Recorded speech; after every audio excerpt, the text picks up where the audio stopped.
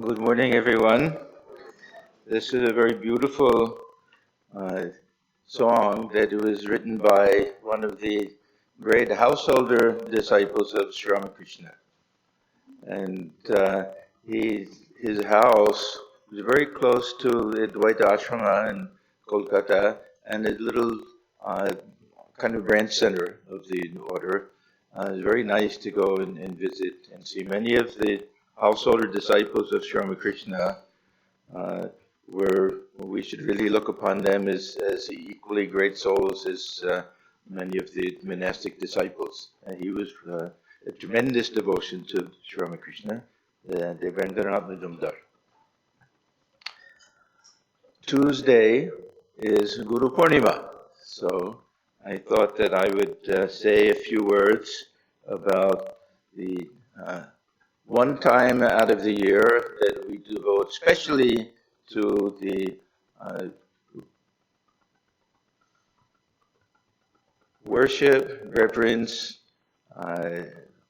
respect, however we look upon it, to the spiritual teacher, our own guru, to the gurus of all traditions, to spiritual leaders throughout the world, even to our own relatives, Gurujan, that anyone that we look upon with special respect and regard. This is a nice occasion for us to take to show our gratitude, our respect. So once a year we have this Guru Purnima day. It's the full moon day Purnima of the month of Ashar, said to have been the birthday of the great sage Vyasa. We don't know, of course, this is Vyasa. If he was the same one person, then he would have lived thousands of years. He did so many things. You know, the four Vedas that we have were originally just one great big Veda. We only have a very small portion of that, according to the tradition, and he's the one who split them into four parts. So think how long ago that was. That's why his real name is Veda Vyasa, the one who splits the Vedas. Then the Brahma Sutra and the Puranas and Mahabharata, so many different things are connected with Veda Vyasa. So anyhow, we look upon him as really symbolic of all of the great spiritual teachers of the world. And on the day that he was born, when his disciples wanted to have a birthday party for him, that became the Guru Purnima Day. This is the tradition that we have. So I want to say a few words about the significance of the Guru in spiritual life and the very essential role that the Guru plays. Those of us who have been blessed with initiation from a spiritual teacher know all of this. But it's nice every once in a while just to go through it again and remind ourselves. Because in spiritual life, this is the greatest blessing. Mahapurusha samsrayaha. We have the human birth already. We have some longing for spirituality, but unless we get the touch of the spiritual teacher, then we can still, of course, make great progress in spiritual life, but this is a tremendous blessing if we get that as well. So I want to look at the essential role that the Guru plays in spiritual life, the different ways that we can look upon the human Guru. Because when we read the Gospel of Sri Ramakrishna especially, we'll see that he'll say, don't look upon a Guru simply as an ordinary human being. We have to recognize that there's something very special in the Guru and the relationship that we have, and to try to see the special grace that's at work in that relationship and the tremendous love that the Guru has for the disciple. And what a great fortune it is when we can experience that.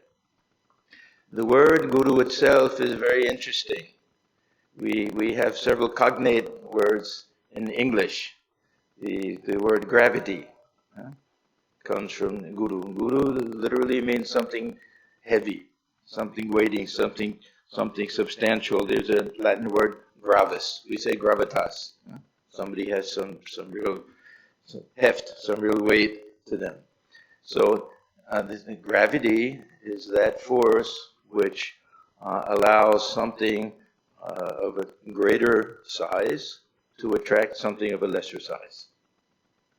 So this akarshana shakti, this power of attraction, is part of what we understand by the power that the Guru has. If we just think in terms of one large planet and one moon or something, it'll be spinning around, but it'll be kept from flying off into outer space by that pull, that force of gravity.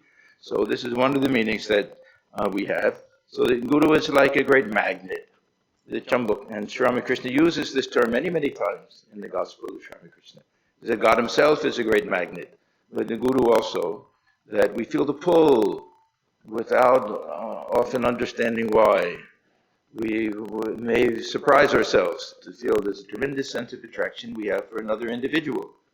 We don't know why exactly, but there's something, some type of spirituality is there, maybe some special relationship between ourselves and that one particular Guru. Whatever it is, that this is one very important aspect, this gravitational force that we feel in the presence of the Guru. Second sense is this depth and this weight and this real substantiality. We feel that we're in the presence of someone who has some depth of character and has had some type of realization that gives them tremendous power. So this other sense of gravitas will be there, and this is why they're really do some special type of respect. And as I say, even relatives, elders, and everything. There's a very nice tradition in India that children will make pranam to the elders there. I remember on the early trip I had to India, I went to visit Prahara, one of our boys' schools. I wasn't a monk at that time, but even then, when I came just as a visitor, all the kids came and made pranam to me. I thought, what are they doing? They said no, they'll do this to some elder visitor who they look upon as someone worthy of respect. So it's a very nice type of tradition. But the spiritual Guru is something different. And the relationship is something very special. This is an individual who can really transform our lives. And this relationship is unique. It'll be different for, we may have love of our parents and everything, but the relationship we have with the Guru is something a little bit different.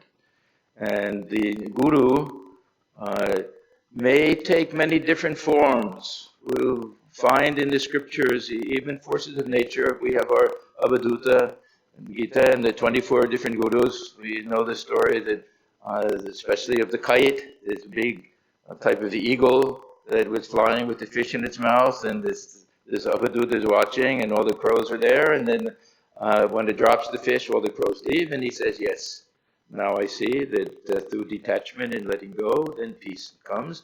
So I bow down before you, the kite, as my Guru. So there are all different ways of looking at this. We have the very interesting story of Ulamanga, that this is a man so attached to a prostitute that in the midst of arranging a raging storm, he swam across a river to get to her, not realizing he was so engrossed in her that he's holding on to a dead corpse. And in order to get on shore, he's climbing on the back of crocodiles. And to climb the wall, he's holding onto a snake. And then finally she says, look at you. You're so lost in a state of ecstasy trying to see me that you didn't even see all the things you did. If you put a little bit of that towards God, you become God realized. And he said, she's right. And he renounced everything and he said, Chintamani, you're my guru. I bow down before you. So the guru can come in different forms. Of course, for us, we generally will take this as human form of a recognized holy man or holy woman. And in our tradition, of course, Holy Mother had far more disciples than Sri Ramakrishna ever had. So we have this tradition also in our Sharada Math. They'll have their own gurus. They won't have to go to anybody else. The president, vice president, they'll also give initiation. At the same time, we try to look upon the guru as not different from the Ishta Devata, the chosen ideal. We try to see the divinity within and the oneness. Again, Sri Ramakrishna emphasizes this, that oneness of the guru and Ishta Devata, and then ultimately the oneness of ourselves with the Ishta Devata, which means that the lotus feet of the guru may also disappear. You know that story where Thakur says, is it Shukadev? That somebody says, give me my dakshina first. Give me my fee for initiation. Afterwards, you won't see any distinction between guru, disciple, anything like that. So pay me first. And then we find ultimately the mind itself becomes the guru. So we see in the guru as Satchidananda, we see the divine reality within the guru, within ourselves, and then through this process of transformation, the mind itself becomes the guru. That means it becomes trustworthy. That what it tells us is something we can follow. Otherwise, we have to be very cautious. So, I want to begin, this is a little background, I want to begin by examining two very basic questions. The first is a question which I think is really a very silly question. But I want to go through it because we hear it all of the time. That is, what is the need for a guru? That's the first question. The second is, how can we recognize a qualified guru? And nowadays this is very important because there are many self-proclaimed gurus. There are many, I don't want to say phony or false or cheats or anything, but there's a whole different gradation of those with regard to how authentic and genuine and sincere they are. And I'll leave it at that. So, the first question, silly, I'll say odd. It always strikes me as odd. Some people will say that, is it necessary to have a guru? And I think, what is behind that type of question? Little kids, if they get sick, they say, do I have to take the medicine in order to get better? With the assumption that it'll be bitter. That it'll be something that they don't like, something that they'll have to force themselves to take. Or if we say you have to lose weight, they said, do I have to exercise? And do I have to diet in order to lose weight? So there's a hidden assumption behind that question. Do I have to have a guru? Is it something bad? And the reason I find it so odd is that this is the greatest blessing that we can possibly have. That no one should ever think that, maybe they think I'm giving up a little bit of my freedom, that I'll be asked to do something I don't want to do. I mean, there may be some legitimate questions there. But on the whole, it shouldn't be that type of thinking. That is it necessary? Can I get around it? Can I realize God without the help of a guru? Maybe.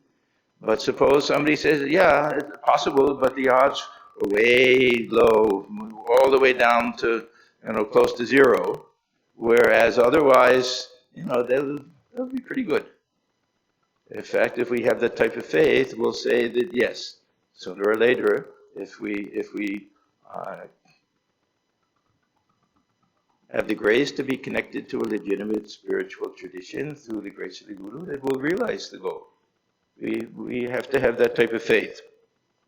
So, do we need a guru?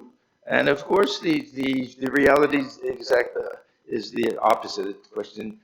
Even if we didn't, is a tremendous blessing. And we have to think, what does the guru do for us that makes it so invaluable to have a guru? And I like this illustration that we find in the Gospel of Sri Krishna.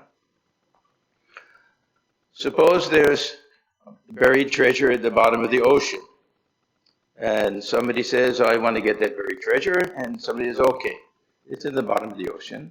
And somebody says, okay, now I can just go out and take my chance and I'll dive. And I'll go down. If I don't get it, I'll come back up. And I'll keep diving and I'll come back up. And if it's meant to be, I'll find the buried treasure. And then somebody says, okay, that's one way of doing it. But this treasure box actually has a big chain attached to it. And this chain goes all the way out, and it goes on the shore, and it goes on land. And I know somebody who can tell you where it is and give you the end of that chain. And he won't be able to say how long it is or how hard it is to get to, but each time you go one link closer, you're that much closer to getting the buried treasure. And it's absolutely 100% certain that if you keep doing it, you'll get it. This is what the Guru does. When we receive the mantra, we're being given that chain. And as we do our japa, each time we do it, we're one link closer to getting that treasure. So who won't want that? If we think that the alternative is that, we just take our chances and we dive, we don't know where we're diving or anything. We have some basic idea that, okay, somewhere in the middle of the Atlantic Ocean. But it's a big ocean. And this now, it's assured. We have no idea how long it'll be. It may be lifetimes, we don't know. It may be very close. And there'll be a point where we'll have to dive beneath the surface of the ocean. That'll be a real turning point for us. That am I willing to really, do I have that faith and everything to enter into that unknown realm? So that time may come as well. So the Guru will be the one who will connect us. It will be the connecting link for us. And many people feel that this Guru will be there birth after birth. That the Guru, and many of them will tell you that they won't take their own liberation until all of their disciples have gotten liberation. They'll stand there holding the door open until we've all reached that place and can get through to the other side, whatever that other side is. So this is that relationship we have with the Guru. It's an otherworldly relationship. It's different from all of our other earthly relationships. There's a certain purity to it, and a purity of motive, especially on the side of the Guru. As much as parents may love children, there's always a little bit of give and take there. We have some expectation and everything. Guru has no selfish interest in the disciples. Only happy if the disciple will make spiritual progress. And actually, if the disciple can surpass the Guru in spirituality, the Guru will be delighted. He'll love to be defeated in the spiritual realm by the disciple. So the only demand that the Guru will have on the disciple is that we follow the teachings and that we understand whatever we're asked to do is for our own benefit, for our own good. The legitimate, genuine Guru will not ask us to do anything that isn't good for us. If it's something that is just for their benefit and not ours, then we know that there's something wrong there. So this is the first answer to that question, that forget about is it necessary, but think what grace there is in that relationship. And the second is that suppose it's possible and that other people can do it, some may have done it. It'll be that much harder. Why won't we take advantage of some special means if they're available to us? So we say, yes, no, it's not necessary. You can realize God on your own. There have been one or two in the history of the world who have done it. Some stumbled on it. Uh, we can even look at Sri Ramakrishna. Of course, we should not compare ourselves to him, but his first realization of Mother Kali was really without the help of the guru. He received some type of initiation just in order to do the worship of the Divine Mother, Mother Kali.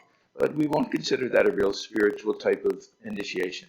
But even Sri Ramakrishna had some doubt afterwards and felt compelled to follow more traditional paths, taking initiation. Right.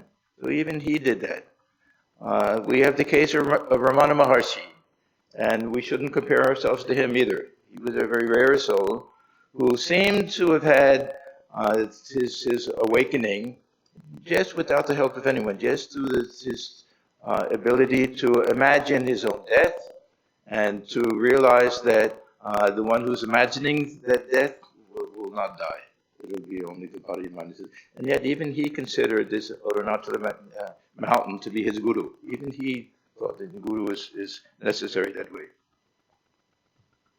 So we know in every tradition, if we're learning music, if we're learning art, anything, whatever it is, that if we have a teacher who can help us, that we take the help of them. It's a great aid for us.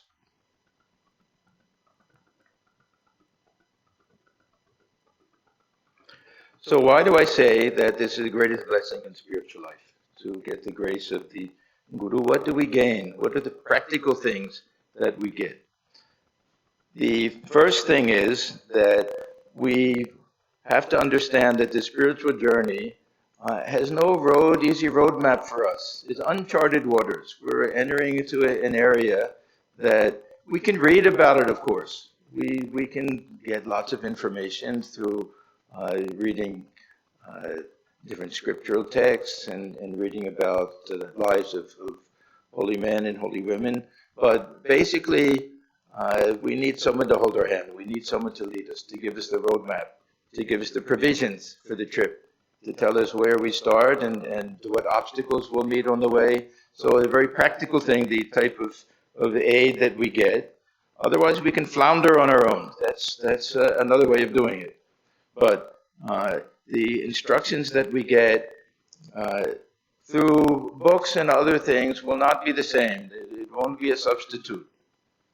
And what we get from the Guru is something that is tangible that we receive, because we also get this encouragement, we get this inspiration. Two important things that we get are a conviction and faith. We'll find that through this connection with the spiritual teacher, that we really feel that yes, this is something that can be accomplished. So these are all very, very important things. Now, we also have to be very cautious about who we accept as a guru.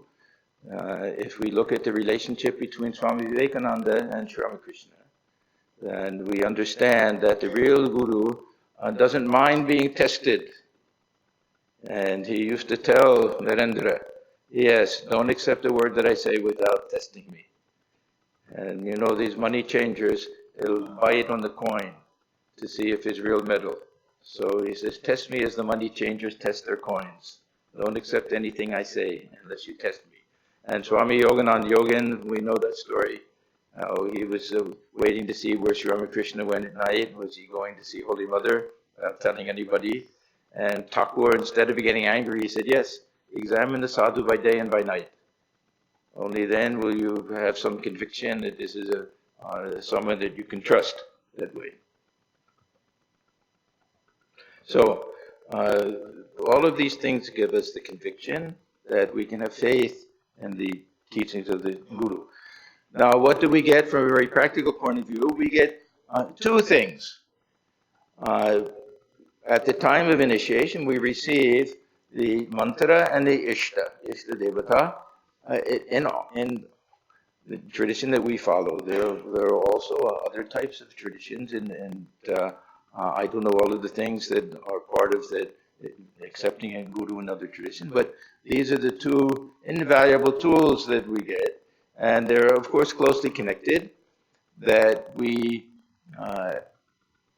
have a form of God or a concept of God and a name of God, something that will allow us to access that infinite, unchanging, transcendent reality that has no name and no form. This is the paradox, of course. We're trying to realize that infinite absolute reality, which is our very own self, but we do it with the help of something tangible and something concrete. Some type of symbol or some type of manifestation of the divine in human form or in the form of gods and goddesses, whatever it is. So we receive the Ishta, chosen ideal, and the mantra, which will contain the name of the Ishta Devata. And it should be something that is perfectly appropriate for us, that it works for us, because there's so many varieties of conceptions of God. Now, people will say, well, why do I need a guru to tell me how I should worship God? And in what form and with what name and following what tradition?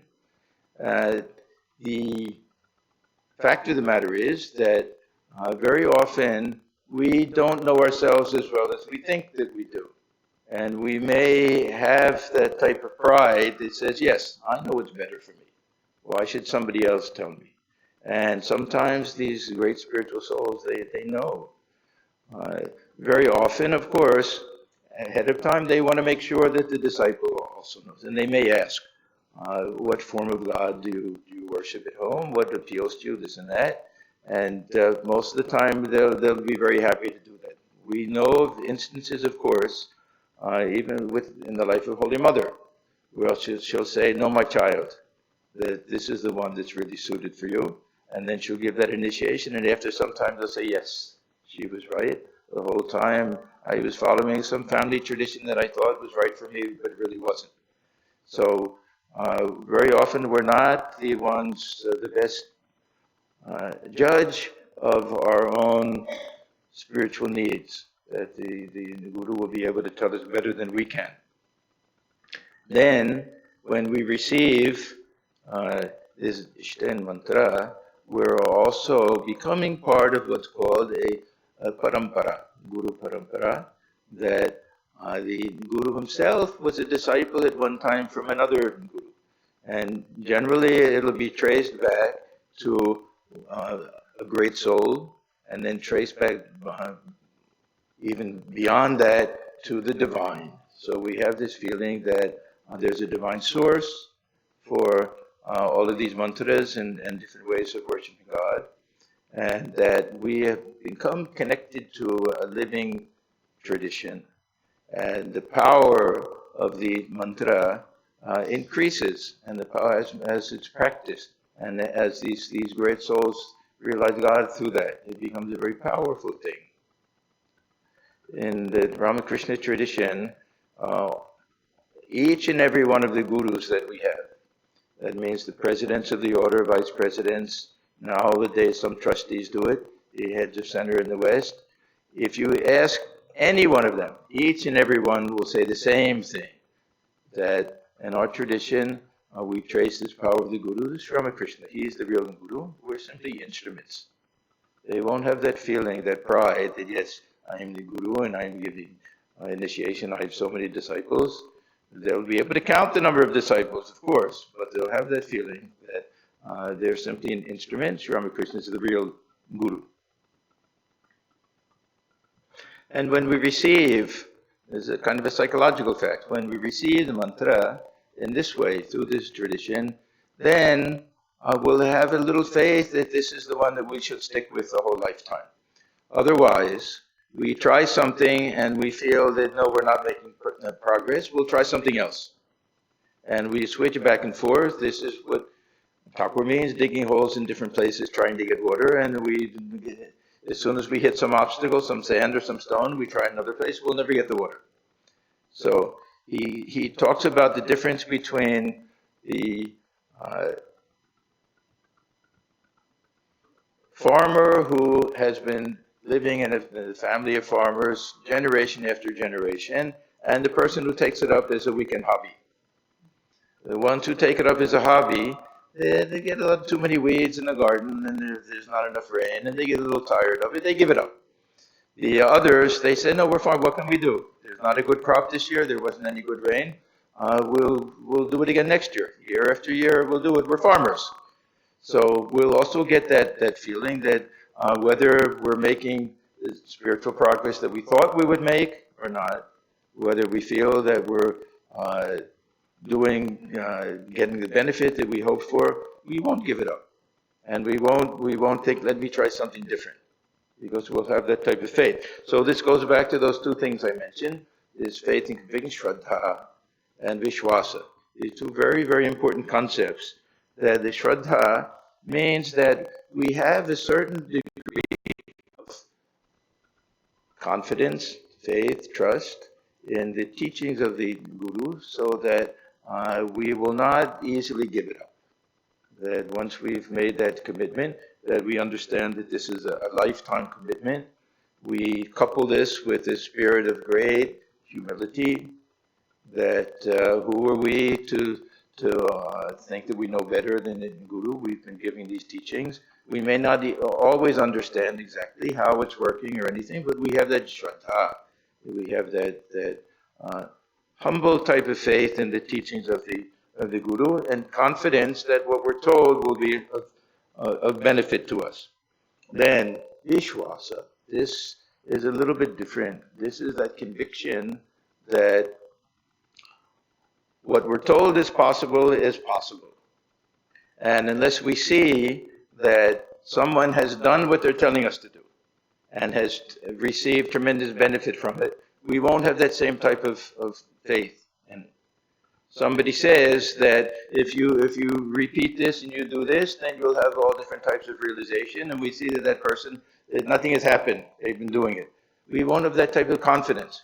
We see that, yes, look, this person, he's been doing this a whole lifetime, look at the transformation. What a blessing it is to be in the presence of such a person. Then we get that conviction that this can be done. That when they talk about transformation, it's something real. When they talk about feeling that grace of the divine, it's something real.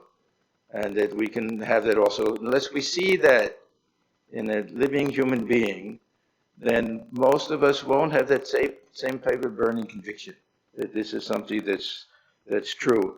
So we have this living example before us of someone who has received the tremendous benefit of spiritual practice, being part of a spiritual tradition and everything.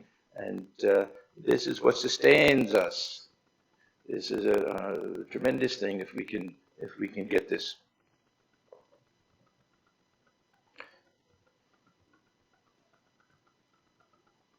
Now, this brings us to the question of the qualifications of the Guru. Now, this is a fine balance, because who are we to judge somebody, right? At the same time, we have to be sensible people, because we don't know who's making claims and is really legitimate and who's not. So we have to set that aside and say, okay, let me at least be a practical person. I won't think that I'm so great that I can judge, but we're told that we have to look for certain types of qualifications in order to know that someone is a real Guru. Otherwise, we can get in a lot of trouble. And I won't say that we will go backwards in spiritual life, but it won't be it'll be a loss of time, at least. And it happens. We know of cases, of course, where people, even they go through mental problems and things following teachings that are not really good for them. So, we want to see a stainless character. This is the first thing. That it should be somebody who really leads a very pure, ethical, moral type of life. It's not like any other field, is science or mathematics or history or English or anything, where the character of the teacher is very much secondary. Can be a great scientist, can teach us all about whatever we need to know in the field of physics or chemistry, whatever it is, and lead a very loose type of life that really isn't very of much interest to us. In spiritual life, it's the exact opposite, because it's the character which is the real teacher. It's not just what they say to us, but we have to see that pure, sparkling type of character. So the stainless character, then no selfishness, untouched by desire. So they shouldn't have any desire for name and fame, for having a large number of disciples, for being praised by other people, none of that. So we have to look at this untouched by desires. They are supposed to be knowledgeable in the scriptures. That doesn't mean they have to be great scholars, but the essence, to understand the essence of the teachings. And ideally, they should be God-realized souls. Now, this is the one area that we're really incompetent to judge. That we really, because some of the greatest God-realized souls will be the ones who are best at hiding it. And those who may make claims about it may be the ones who are the least worthy of it. So we at least should take this as meaning that we want somebody who at least is well on the way to reaching the goal, some spiritually advanced soul. This is enough for us. If we wait for another Sri Ramakrishna to come along before we're willing to take initiation, we'll have a long wait. So we don't have to say that it has to be a Brahmajnani, a perfect knower of Brahman, before we'll take initiation. This is too much. So that, of course, is the ideal, but there are many who we know have reached great heights of spirituality. They may not have had this Nirvikalpa Samadhi or anything like that, but they've reached heights of spirituality which make them fully qualified and competent to be a spiritual teacher for us. So this first one especially, that the character, if we ever hear any so-called guru say that you have to follow all of these rules, I don't have to follow them. That I'm beyond all of these, I've already had my realization, I don't have to bother with these little things, I can do it very well. Then we know that this is a big red flag. Yeah, we have to be very cautious about that. And we see these things. There's a very common thing, actually, for some spiritual teachers to say that, yeah, after you reach a certain stage in spiritual life, these rules don't apply anymore. Now, it's true that the rules don't apply, but if they've reached the goal, they don't need rules. They'll automatically lead a very clean, pure, ethical type of life. So the guru has to live in such a way that he's the perfect example to the disciples. Not just what he says, he has to live that. You know Thakur's story about the physician that had a patient come who walked a long distance from a small village. And the doctor examined him and he said, I know what the problem is. Come back in another week and I'll tell you what to do. So he went back, a long distance, had to walk the whole way, poor man, and came back the next week, and the doctor said to him, the main problem is that you have to give up eating gur. This is very unhealthy for you with the type of condition that you have, and that then you should be fine after that. So he leaves. Now his assistant said, why did you make him come all the way back? You could have told him last week. And he said, you see, I had this big jar of gur in my office that day. And will he have faith in my words? He said that the doctor himself takes it and he's telling me not to take it. Why will I believe that? So I had to get rid of it first before I could tell him. So the guru has to get rid of all these desires and all of these rajas and tamas and all that, and be established in sattva at least before he can give the teachings that way. So this is that purity of character and no selfish motive. Those who take up this guru business as a profession, Sri Ramakrishna is very, very harsh on them. He says this Guru Giri Besha Giri in Bengali, that this is like the work of a prostitute. if they're doing it for money, because they'll get without doing much work. There will be some that they'll just take their fee. They won't have to do too much else, and they have no spirituality. They're taking it up as a profession. So he said, how is that different from a prostitute? So it's very strong language, of course. But his point is that we don't want somebody who's doing it for any reason other than the interest in the disciple. That's all. No selfish motive whatsoever. Then again, this knowledge of the scriptures. This was the third thing. That we can find many gurus that are great pundits that can recite the scriptures backwards and forwards and everything, but they doesn't necessarily mean that they're great spiritual souls. And we'll find some that look at Sri Ramakrishna himself. He had a tremendous understanding of scriptures from things he had heard, and even could quote some things and everything, but he wasn't a pundit that way. And yet, who understood the essence of the scriptures more than he? Nobody. Even Totapuri, we have no idea what type of scholar he was. But Sri Ramakrishna would quote him when he would talk about what is the essence of Gita. One example. He said, Totapuri told me, just repeat it 10 times. Now, he's not saying read Shankaracharya's commentary and this commentary and go through all of these things. He said, repeat it 10 times. Gita, Gita, Gita, Gita, Gityagi. It means let go, renounce, and give up. Don't cling to the world. Don't have attachments. This is the essence of Gita. So it's really the essence of the scriptures that's necessary, not any of these scholarly, academic types of things.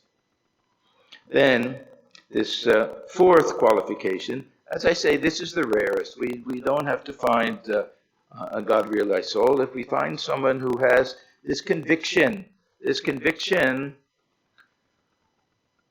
Sri Ramakrishna said that this is almost the final stage. If we reach that state where we're absolutely convinced in the truth of the spiritual reality, truth of God realization, that this is all that we can ask for with the Guru. Swami Swahanandaji, he used to tell us that this conviction is a type of realization itself. When it becomes so strong and so real in our lives, that we're so convinced that yes, God dwells within. Yes, I'm one with that reality. Yes, God realization is the goal of life.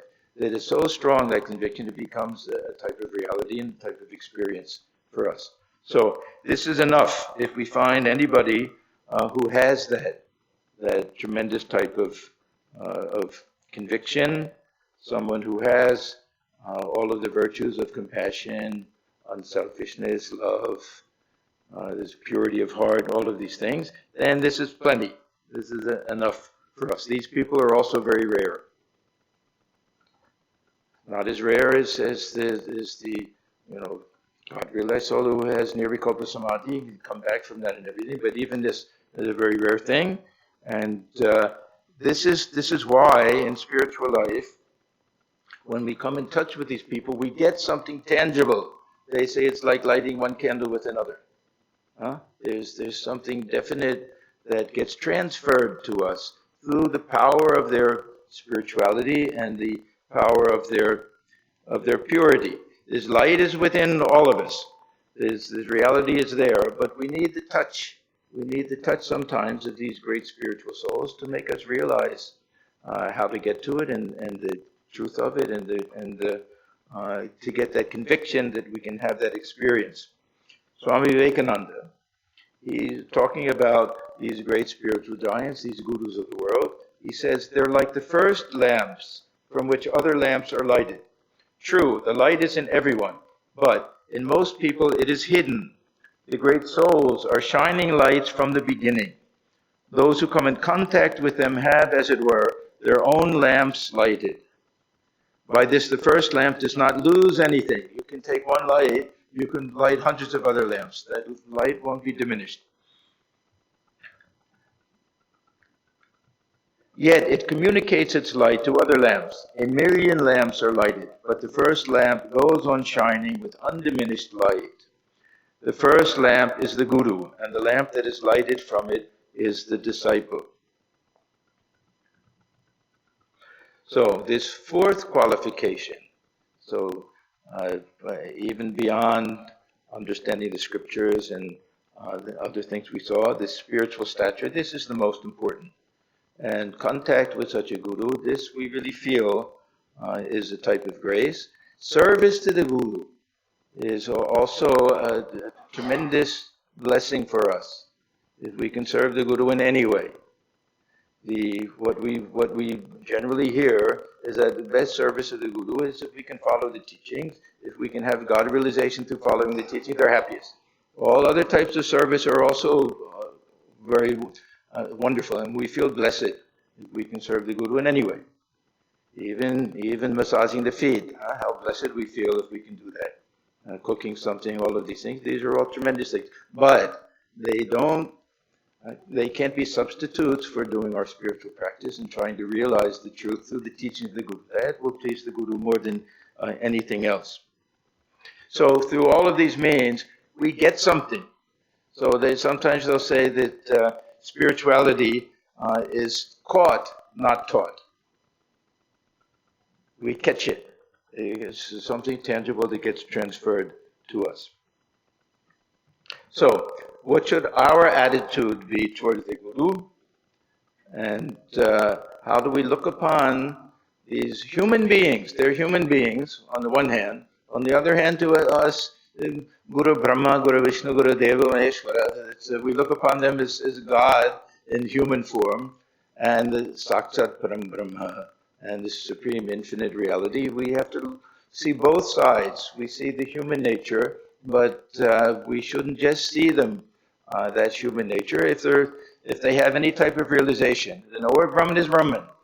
If we feel that they have, at least on some level, that realization of their true nature, we have to look upon them that way also. So Sri Ramakrishna says a great mistake to look upon the Guru simply as an ordinary human person, as a human being that way. So we have tremendous reverence for them. We have to have faith in their words. Is one thing to bow down to the Guru and do all of these things, but if we don't follow the teachings, then we're not doing what we're supposed to do.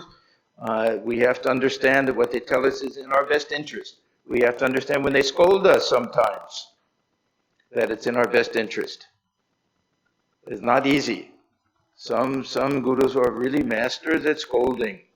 You wonder, what is this? The holy people, they're getting so angry and everything. The anger of these great souls is just the appearance of anger. Or if there's any anger behind it, it's momentary. It doesn't last. And we have to take it as a great blessing. I was fortunate that I had a guru that didn't like to scold too much. I don't know if I would have had the spiritual maturity to take it as a blessing. I'm sure my feelings would have been hurt. It's very natural.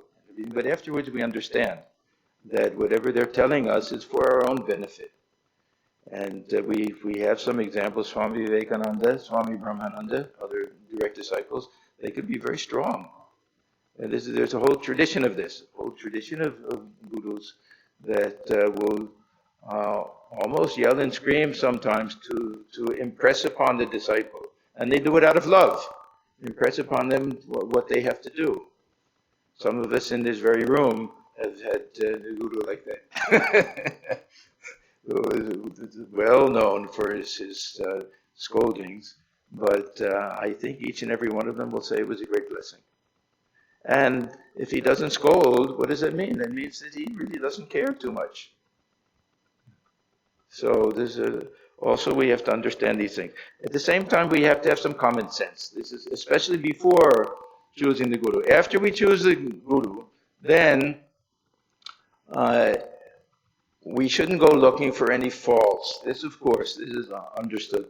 Sometimes we get confused because Sri Ramakrishna, he says two different things. On the one hand, he says that look upon his guru as God himself. And then the other time he'll say that you be very cautious and you examine by day and by night. he has this expression, Jadapi Amar Guru Shura Bari Jai, Tatapi Amar Guru Nityanandarai. Even if my guru goes to the grog shop, he goes to the bar and gets drunk, I should look upon him as the embodiment of pure bliss. A little too much for us, of course. But what it means is that once we've accepted, examined and accepted, then we shouldn't go looking for, we shouldn't be critical of these great souls. We don't know why they behave all the time the way that we do. Holy Mother used to emphasize another interesting thing, that any spiritual instruction we get from the Guru we have to follow.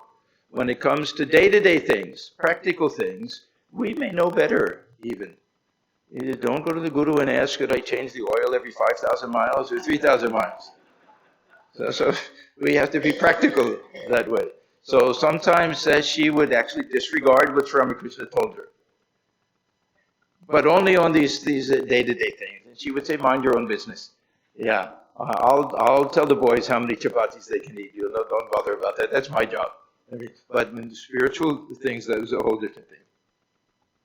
And on the other hand, there are some who become too dependent on the Guru. That all of spiritual life is worship of the Guru, this and that. And we see very sadly that sometimes the Guru passes away and they have nothing to hold on to. Of course, we really feel, most of us, that the Guru passing away in the physical body doesn't mean we've lost contact. Sometimes that bond feels even closer. There's no distance anymore, just in terms of physical body and everything. But we shouldn't become so dependent on the Guru that we can function on our own. We also have to learn to stand on our own feet. Swami Vivekananda, he understood that very well, and he said, it'll be good when I go, when I die. Otherwise, the disciples, they won't grow. They won't, they'll be like these small trees under a big tree. As long as that tree is there, they don't get enough sunlight and water and everything. They won't grow on their own. So he said, it'll be good for my disciples when I give up the body, that then they'll become big, strong trees on their own.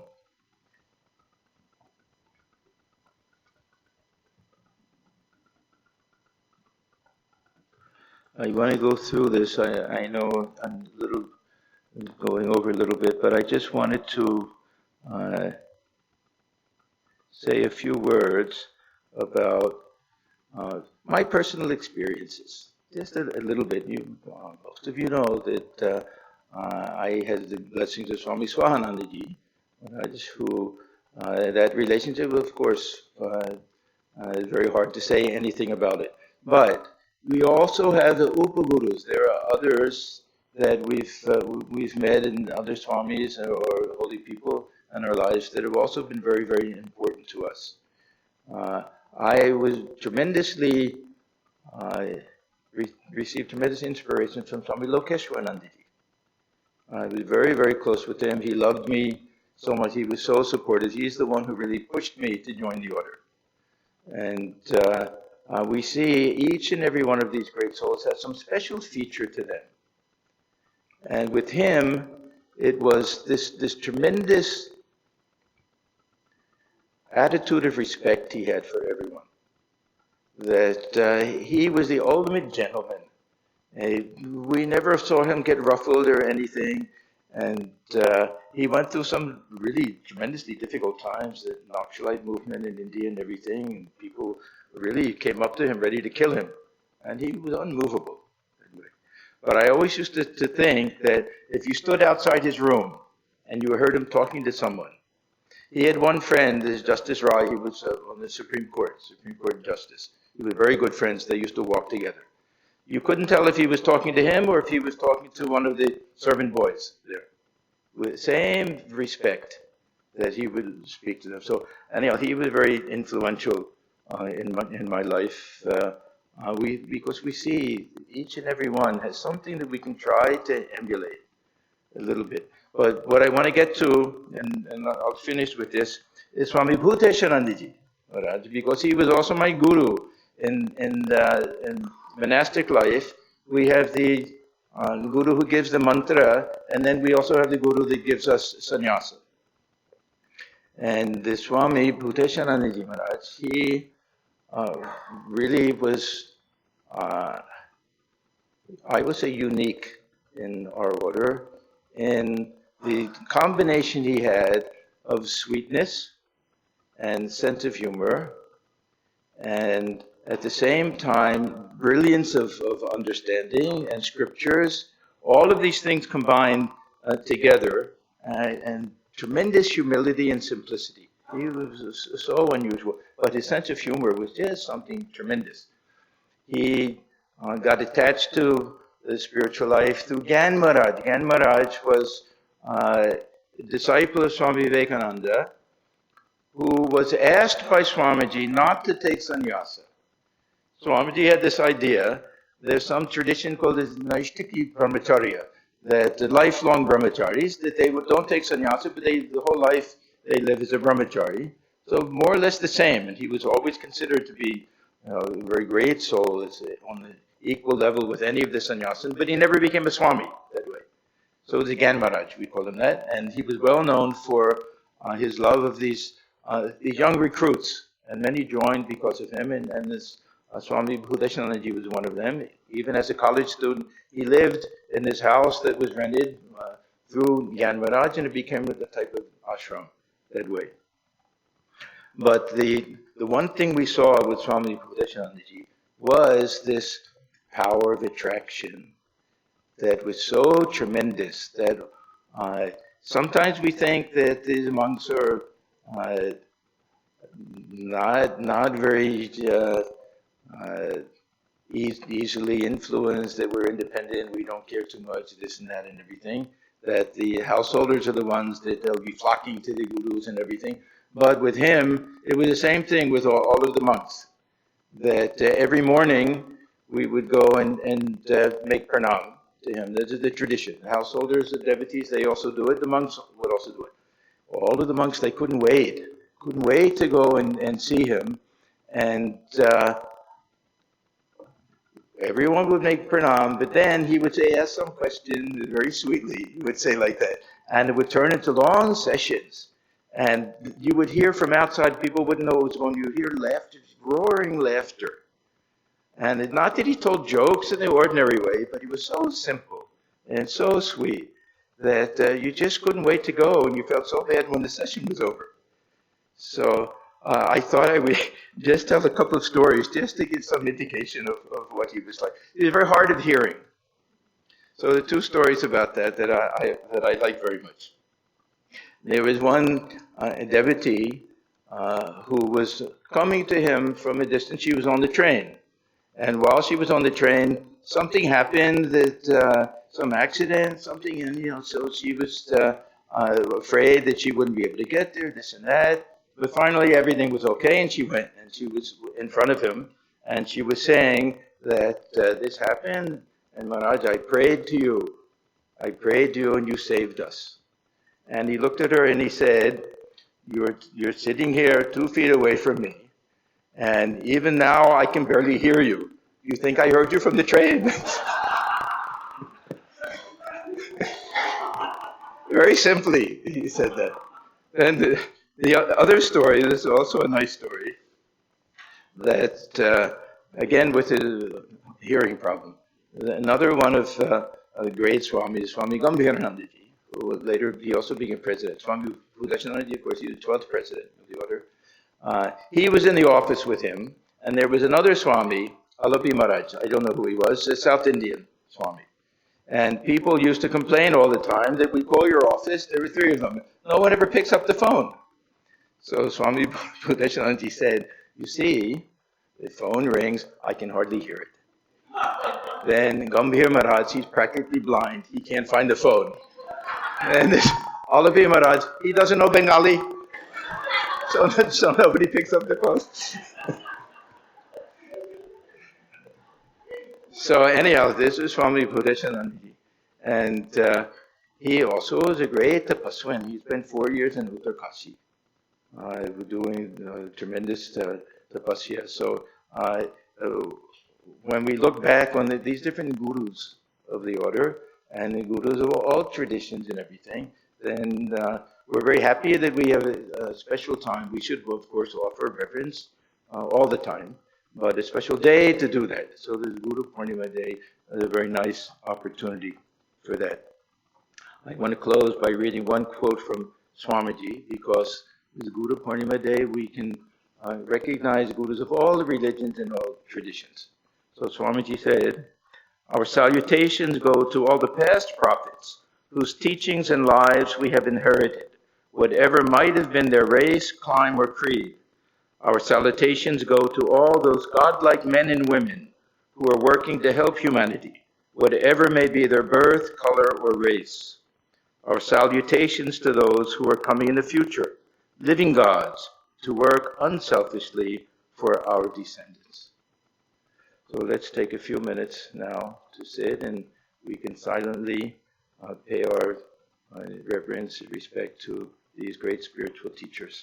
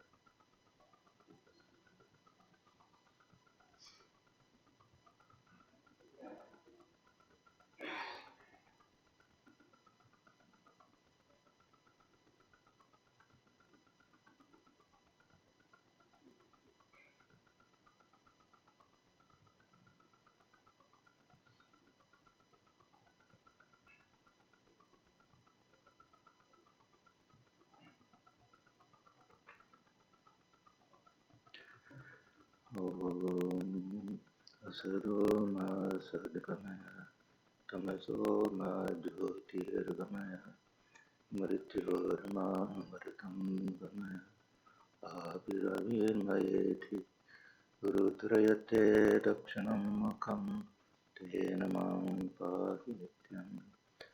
Om Shanti Shanti Shanti Hari Om Tat Sat.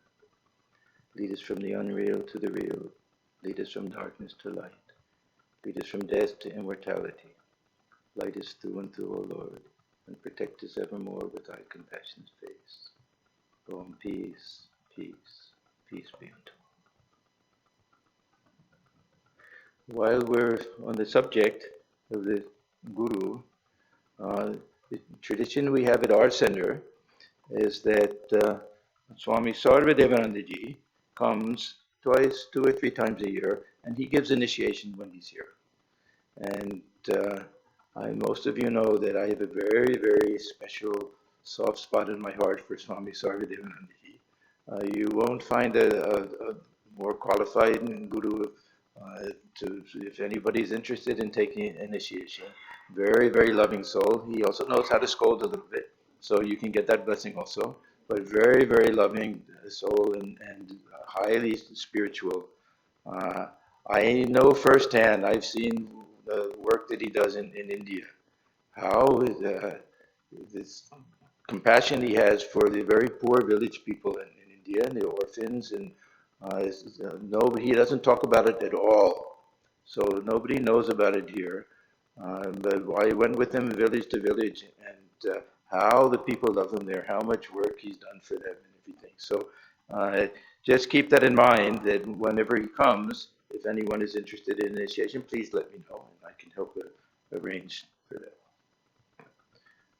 Now, the lecture next week will be Swami Chidbrahmananda. Swami C will be speaking on the topic, like a duck.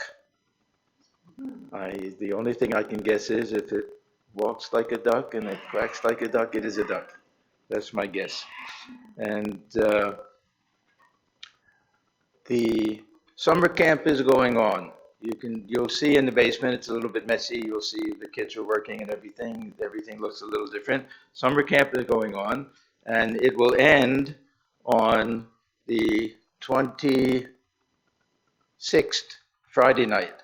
So instead of class that night, Friday night class, we'll all go to the basement at 7:30, and the kids will put on a play, a performance that should be very nice. Every year it's nice, but it's on the life of Krishna, and there'll be music and dance and chanting and bhajan, all different things, and the play itself.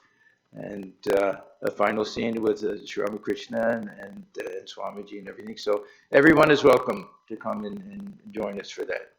It's a very nice thing. And I don't think any other special things. Just in advance, to let you know, next month there are two Pravajikas from Sharada Math who will be visiting us the second weekend. I'll announce it, of course, and one will have a nighttime talk and the other the Sunday talk.